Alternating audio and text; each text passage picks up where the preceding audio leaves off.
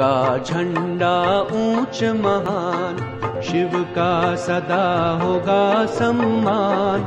सर्व का पिता वो शिव भगवान, शिव का ज्ञान करे कल्याण। तो ये 85वीं शिव जयंती की फिर से आप सभी को बहुत बहुत बधाई हो, बधाई हो, बधाई हो। यूँ कहें कि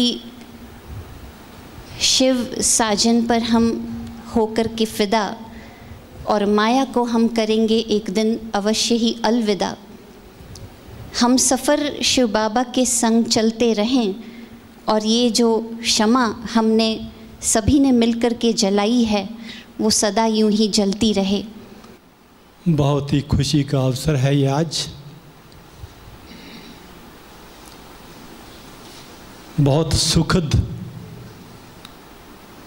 फीलिंग आ रही है जब ऐसा परिवार जो अलौकिकता से भरपूर हो, खाली एक दिन ही हम ऐसा त्यौहार मना रहे हों, ऐसा तो कम से कम हमने शिवमणि में तो अनुभव नहीं किया। तो जैसे ही हमारी इस अलौकिक परिवार में एंट्री होती है, यानी कि हमारा जन्म होता है, हमारे लिए तो उसी दिन शिव जयंती हो जाती है, यानी कि हम मनाना शुरू कर देते हैं। ये तो एक सेवार्थ कि दुनिया में भी उसको याद किया जाता है, भले अपनी रीति से। ये एक यादगार के रूप में चलता आया है। आप भी देखते हो, भले हम बाहर एक नियमों के हिसाब से कुछ रोक लग जाती है, लेकिन हमारे दिलों को, हमारी उड़ान को तो कोई रोक नहीं सकता। तो ये सोशल डिस्टेंस के अलावा जो हमें स्पिरिचुअल डिस्टेंस की डेफिनेशन दी गई है, उस पर भी हम पालन करते हैं। और बीच बीच में हाथ की सफाई, क्योंकि दूसरी सफाई भी साथ साथ चलती है ना इस जीवन के अंदर, बहुत देखी हमने। तो उसकी सफाई, यानी कि उसकी बदबू भी नहीं आए, उसका थोड़ा सा भी प्रभाव हमारे पर नहीं पड़े, तो इसको जब हम साफ करें हाथ को, तो उसको याद रखें कि हमारी बुद्धि मलिन ना हो, ऐसे विचार नहीं आए जो हमें पुरुषार्थ में भी रुकावट डालें, और जो प्राप्ति में हुई है उससे भी कहीं वंचित ना हम हो जाएं।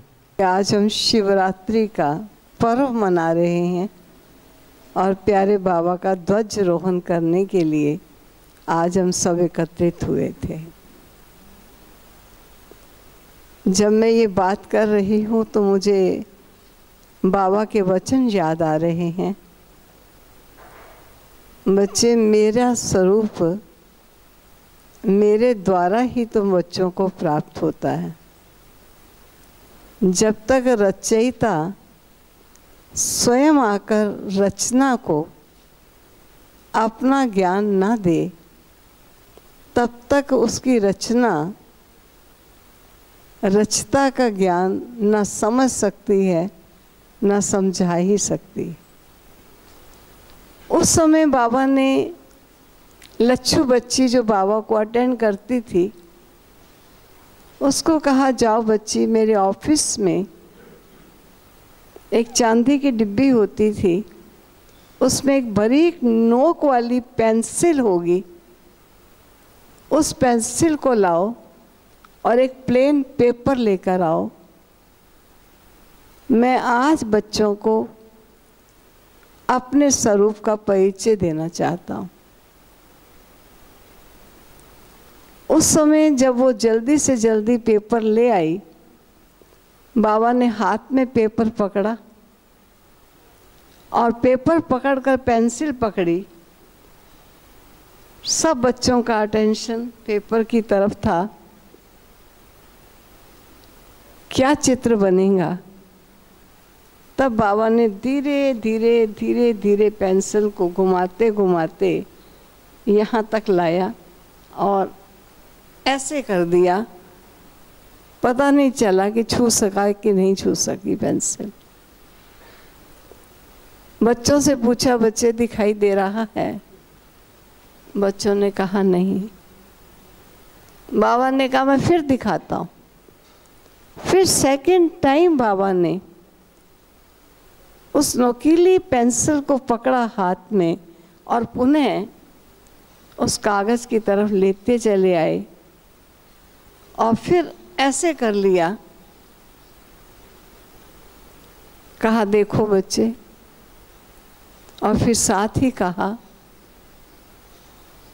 बच्चे, प्यारे पिता का स्वरूप इन नेत्रों से देखने योग्य नहीं है। इस नेत्रों से दिखाई नहीं देगा। इस बुद्धि ये देखने योग्य नहीं है। इस बुद्धि से नहीं देख सकोगे। इसे देखने के लिए दिव्य बुद्धि और दिव्य नेत्र की आवश्यकता है। लेकिन मेरा स्वरूप, पुनः रिपीट किया शब्दों से, सूक्ष्म, अति सूक्ष्म एक पॉइंट लाइट है। पॉइंट है और लाइट पॉइंट है, जिसको बाबा ने पीछे स्पष्ट भी किया कि इतना बड़ा रूप हो तो घोड़ा नहीं निकल आएगा यहाँ पर। मेरा स्वरूप इतना बड़ा नहीं है। सर्वशक्तिवान हूँ, लेकिन मेरा स्वरूप सूक्ष्म, अति सूक्ष्म है। यह है शिवरात्रि, जो परमात्मा शिव ने रात्रि को दिन बनाने के लिए स्वयं अपनी आप पहचान दी।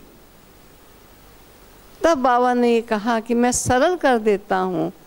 फिर बाबा ने उस ओवल शेप पॉइंट लाइट के चारों तरफ 36 किरणें, जो बाबा के गुण हैं, ज्ञान का सागर, शांति का सागर, प्रेम का सागर, मुक्तिदाता, जीवन मुक्तिदाता, 36 गुणों वाला चित्र बनवाया।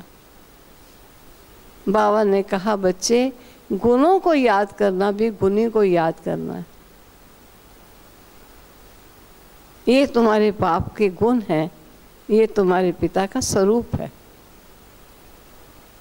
किसी को जब याद करते हैं, कभी उसके गुण और कर्तव्य याद आते हैं, कभी उसका रूप सामने आता है। गुण और कर्तव्य भी रूप सामने दिला ही देता है। फिर भी कई बच्चों ने कहा बाबा अभी भी मुश्किल है, क्योंकि इतना बड़े रूप पर बुद्धि योग लगाने की आदत पड़ चुकी थी। बाबा हमको तो आपका ही स्वरूप चाहिए।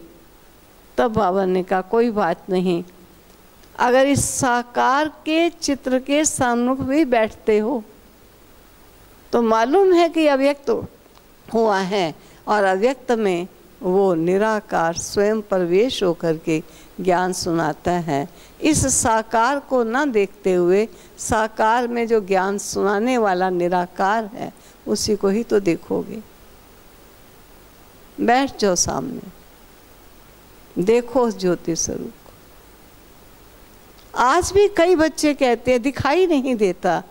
बाबा कहते हैं देखना नहीं होता है, ये फील करना होता है, महसूस करना होता है।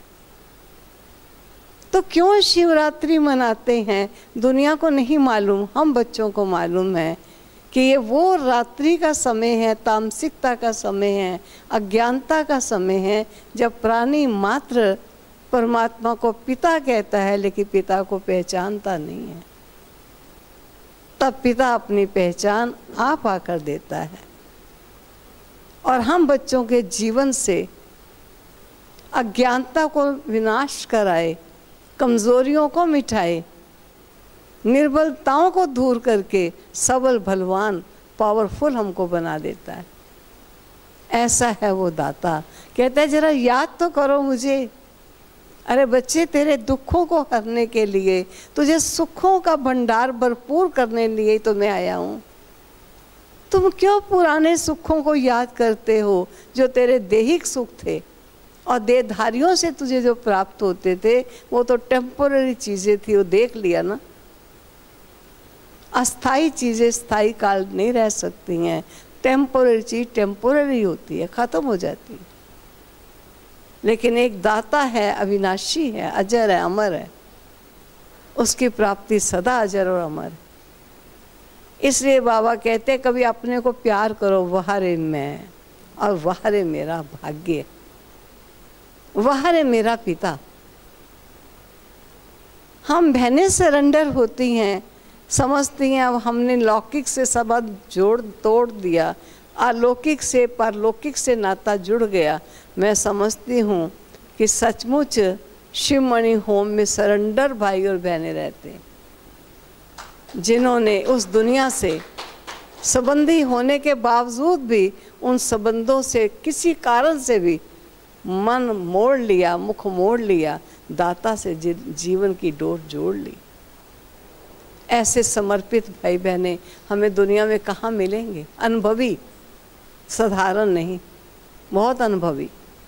अगर कुछ कमी है तो कमी महसूस ना करना, दाता को बता देना। कोई चीज़ की ज़रूरत हो तो बाबा ये ज़रूरत है, लेकिन हमेशा कहते हैं अपनी इच्छाओं को थोड़ा कम करते जाओ।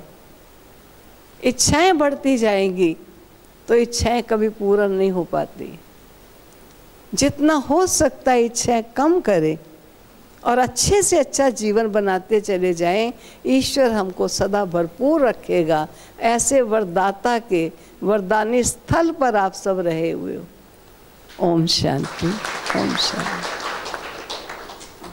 85वीं शिव जयंती हम सब मिलकर बाबा की छत्र छाया में मना रहे हैं। तो आप सबको एक बार पुनः इसकी बहुत बहुत बधाई हो, बधाई हो, बधाई हो। बाबा की याद के साथ साथ आज हमारी आदरणीय जानकी दादी जी की याद आ रही थी। जब हम यहीं बैठे उनके साथ कई सेलिब्रेशंस किए और उनके बहुत प्यार की, लाड की हमने यहाँ पालना अनुभव की। बाबा ने हमको चुने हुए में से भी कुछ विशेष आत्माएं चुन के हमें अपने गोद में रख के मधुबन निवासी बना दिया। यह हमारे लिए बहुत फ़ख्र और नशे की बात है। तो इसी फीलिंग में रहें। वास्तव में दिन मनाते हैं, लेकिन दिन मनाने के साथ साथ हमें अपने मन को मनाना है। ये इसके लिए एक बहाना है दिन को मनाना। तो आज जो है हम अपने मन को मना रहे हैं। जो भी बाबा ने हमको नियम धारणाएं दी हैं उसको इस मास के साथ याद करके उनको भी पक्का करते चलना है और उन्हीं पे चलते हुए आगे बढ़ते जाना है, आगे बढ़ते जाना है।